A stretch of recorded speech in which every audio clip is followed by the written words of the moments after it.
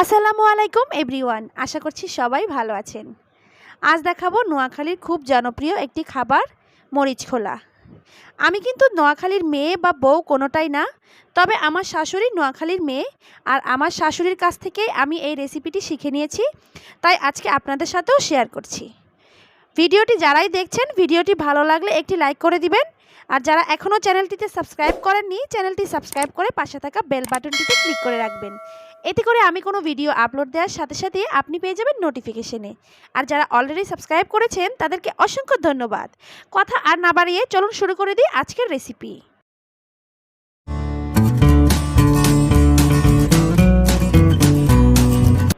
মরিচ খোলার জন্য সাধারণত ছোট ছোট পাঁচমিশালি মাছই ব্যবহার করা হয়, তাই আমি কিছু পাঁচমিশালি মাছ নিয়ে নিয়েছি আর কিছু বড় মাছকে ছোট ছোট করে কেটে এই মাছের সাথে দিয়ে দিয়েছি।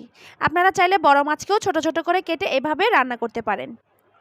এবার একটি মিক্সিং বলে দিয়ে দিচ্ছি একটি টমেটো কুচি, হাফ কাপ পেঁয়াজ কুচি, স্বাদ মতো লবণ, 1 চা চামচ পরিমাণ দিয়ে দিচ্ছি হলুদের গুঁড়ো, 1 চা চামচ ভর্তি করে দিয়ে দিচ্ছি লাল মরিচের গুঁড়ো, 1 চা চামচের একটু কম দিয়েছি ধনিয়া গুঁড়ো আর ভাজা জিরে গুঁড়ো, আর দিয়ে দিচ্ছি 1 চা চামচ পরিমাণ আদা রসুন বাটা, আর দিব সরিষার তেল। সরিষার তেল দিলে খুব ঝাঁঝালো একটা ঘ্রাণ আসে, খেতে ভালো লাগে। চেষ্টা করবেন সরিষার তেলটা দিয়েই এই রেসিপিটা তৈরি করতে। এবার সব মশলাগুলোকে আমি হাত দিয়ে ভালো করে এভাবে মাখিয়ে নিচ্ছি। মশলাটাকে মাখিয়ে নিয়েছি, এখন দিয়ে দিচ্ছি মাছগুলো দিয়ে আমি কিছু লাল কাঁচামরিচ আর সবুজ কাঁচামরিচ ফালি করে দিয়ে দিয়েছি, আর দিব একটি বোম্বাই মরিচ। যেহেতু মরিচ খোলা তৈরি করছি, ঝালের পরিমাণটা একটু বেশিই লাগবে। আপনারা ঝাল খুব পছন্দ কম করলে এখানে মরিচটা কমিয়ে দিবেন, আর যাদের ঝাল খুব প্রিয় তারা ঝাল বেশি করে দিয়ে একটু ঝাল ঝাল করেই তৈরি করে নেবেন। মাছটাকে ভালো করে মাখিয়ে নিয়েছি। আমি আজকে কলা পাতায় মরিচ খোলাটা তৈরি করব। সাধারণত কলা পাতা দিয়েই মরিচ খোলা তৈরি করা হয়। আপনাদের হাতের কাছে কলা পাতা না থাকলে আপনারা ফয়েল পেপারেও এই মরিচ খোলাটাও তৈরি করে নিতে পারেন। আমি কলা পাতাগুলোকে ভালো করে পরিষ্কার করে ধুয়ে সাইজ করে কেটে নিয়েছি। এবার প্রত্যেকটি কলা পাতা আমি ভালো করে একটি প্লেটের উপর বসিয়ে নিচ্ছি। আপনারা চাইলে কলা পাতার পরিবর্তে ডিরেক্টলি প্যানেও এই মরিচ খোলাটা তৈরি করতে পারেন। সেই ক্ষেত্রে প্যানটাকে একটু গরম করে প্যানের ওপর মাছ মাখাগুলো দিয়ে হালকা লো হিটে দমে বসিয়ে দিলে আস্তে আস্তে হয়ে যাবে। আমি কলা পাতাটাকে ভালো করে বিছিয়ে নিয়েছি। এখন আমি আগে থেকে মাখিয়ে রাখা মাছগুলো দিয়ে একটু চারপাশ থেকে ছড়িয়ে দিচ্ছি। চারপাশ থেকে ভালো করে ছড়িয়ে দিয়েছি। এখন ওপর থেকে আরেকটি কলা পাতা আমি দিয়ে দিব। এরপর চারধার থেকে এভাবে এক সাইডে নিয়ে আসব।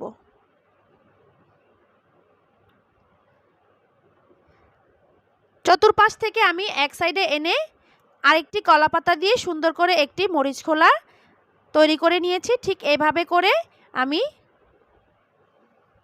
আটকিয়ে দিয়েছি চারপাশ থেকে। এবার যাতে করে ভেতর থেকে তেল ঝোল বের হয়ে না আসে, এর জন্য আমি একটি সুতো দিয়ে ভালো করে মরিচ খোলাটাকে বেঁধে দিচ্ছি। এতে করে রান্নার সময় কোনো প্রকার তেল ঝাল বের হয়ে আসবে না। আমি ভালো করে বেঁধে নিয়েছি। এখন চুলায় আমি একটি প্যান আগে থেকে হালকা গরম করে নিয়েছি। গরম প্যানের ওপর আমি মরিচ খোলাটা দিয়ে ভালো করে বসিয়ে দিচ্ছি। এরপর ঢাকনা দিয়ে ঢেকে দিব। আমি আধ ঘন্টা লো হিটে মরিচ খোলাটাকে রান্না করে নিব। এর মাঝখানে আমি 1 থেকে 2 বার উল্টিয়ে পাল্টিয়ে দিব। প্রায় 45 মিনিট সময় নিয়ে আমি লো হিটে মরিচ খোলাটাকে রান্না করেছি। দেখুন কলা পাতাটা অনেকটাই কালার চলে এসেছে। ঠিক এরকম কালার চলে আসলে আর নিচ থেকে একটু পোড়া পোড়া হলেই তুলে নিতে হবে। আমি এখন একটি ছুরি দিয়ে সুতোগুলো কেটে নিচ্ছি। সুতোগুলো কেটে আমি কলা পাতাটাকে সরিয়ে নেব। এই কলা পাতাটা সরানোর সময় খুব সুন্দর একটা ফ্লেভার পাবেন। এই ফ্লেভারের আপনাদের ইচ্ছে করবে খেয়ে নিতে। এতটাই মজাদার আর ভীষণ লোভনীয় এই মরিচ খোলা। যারা ঝাল খুব পছন্দ করেন তাদের জন্য অসাধারণ একটা রেসিপি। এত সুন্দর একটি ফ্লেভার এসেছে যা বলে বোঝানো যাবে না। আশা করছি আজকের রেসিপিটি অবশ্যই আপনাদের কাছে ভালো লাগবে। চেষ্টা করেছি সহজভাবে রেসিপিটি শেয়ার করার জন্য। আমি কলা পাতা থেকে তুলে সার্ভ করে নিয়েছি। ভীষণ মজার এই রেসিপি আপনারা অবশ্যই একবার হলেও ট্রাই করবেন। রেসিপিটি ভালো লাগলে শেয়ার করে দিবেন ফ্যামিলি অ্যান্ড ফ্রেন্ডের সাথে। ভিডিওটি ভালো লাগলে একটি লাইক করে চ্যানেলটি সাবস্ক্রাইব করে পাশে থাকা বেল বাটনটিতে ক্লিক করে রাখবেন। এতে করে আমি কোনো ভিডিও আপলোড দিলে আপনি পেয়ে যাবেন সবার প্রথমে। সবাই ভালো থাকবেন, সুস্থ থাকবেন। দেখা হবে পরবর্তী কোনো রেসিপিতে। আজ বিদায় নিচ্ছি। আল্লাহ হাফেজ।